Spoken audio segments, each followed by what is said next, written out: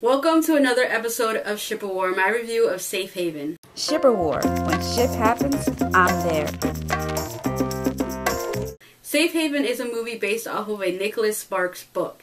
In other words, if you haven't liked any other movie based off of a Nicholas Sparks book, you more than likely are not going to enjoy this film.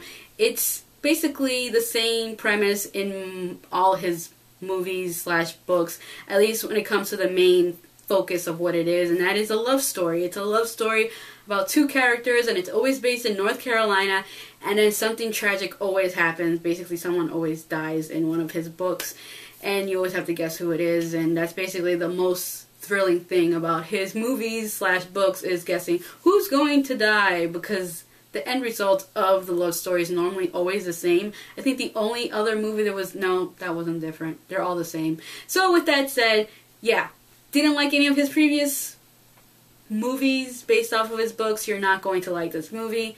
Straight up, you know what you're getting yourself into, so don't expect anything different when it comes to this film. Now, I have to say this film was one of the better ones, because I have to say I like the execution of what they were trying to do with this movie, and there was these mystery twist at the end that I actually was taken off guard with, and I actually liked, but then you think about it, it's a little corny, but it took me off guard, so that's good. I like that. As a moviegoer who's seen a lot of movies, person who sees a lot of movies, you normally predict things before they happen, because there's only so many ways they can, take you off guard, and I felt like there was this one particular plot in the movie that I knew prior to even happening. I'd never read the book, and I just knew, yeah, that guy is what he is, and he's going to be this guy. And I ended up being right about that, so that was unfortunate.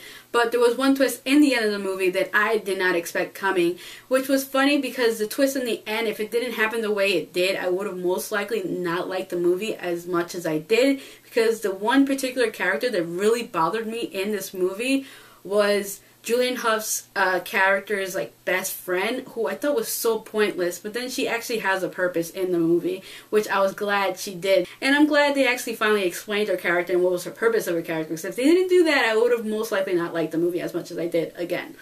And then there's Josh Duhamel, who I have to say, I never found him to be very attractive. I mean, I did find him to be attractive, but not like, oh my god, he is so gorgeous, I love him, whatever. But in this movie, I just could not help but look at him. Like, every single time he would come on the screen, I was just cut off guard by him. I was like in awe. I was like, he is so gorgeous. Like, why have I never noticed this before? Like, where has he been all my life? It's like, he was that yummy.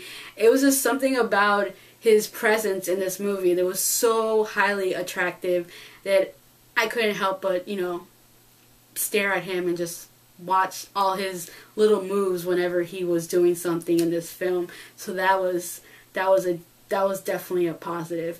So this movie, again, is one of those films that pretty predictable. You know what you're getting into when it comes to this movie, because if you've seen any other movies based off Nicholas Sparks books, you're going to know what you're getting yourself into. It's no surprise. So if you go see this movie and you end up hating it, it's your bad, okay? It's not the movie's bad, it's your bad, because you knew what you're getting yourself into. So who I would recommend this movie to? Pretty much anybody who likes these type of movies. If you like these type of movies, go see this movie. You'll enjoy it. But for anybody else, really, it's not one of those movies you have to run out in the theaters to see.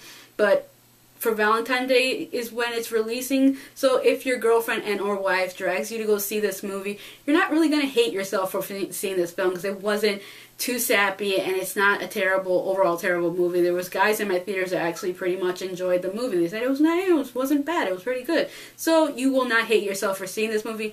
But if you are going to go out of your way to go see this movie without a loved one, a girlfriend or a wife or whatever, and then end up hating it, well, why? Why did you do that? Don't do stuff like that. So yeah, that's pretty much my thoughts on this movie. And that is all for this episode of Ship of War. Goodbye, and until next time. And if you haven't already, please subscribe. This is not the be-all, end-all of lists when it comes to romances. It's just my opinion. If you want to disagree with me, by all means, please do. Post that in the comments stating what's your top 10 favorite romances in 2012, or just one. If you only enjoyed one, let me know. So So with that said, number 10, Sam and Susie from Moonrise Kingdom. I really enjoyed this film. This film was a lot of fun, and the romance in it was as fun as well. Yes, they're two 12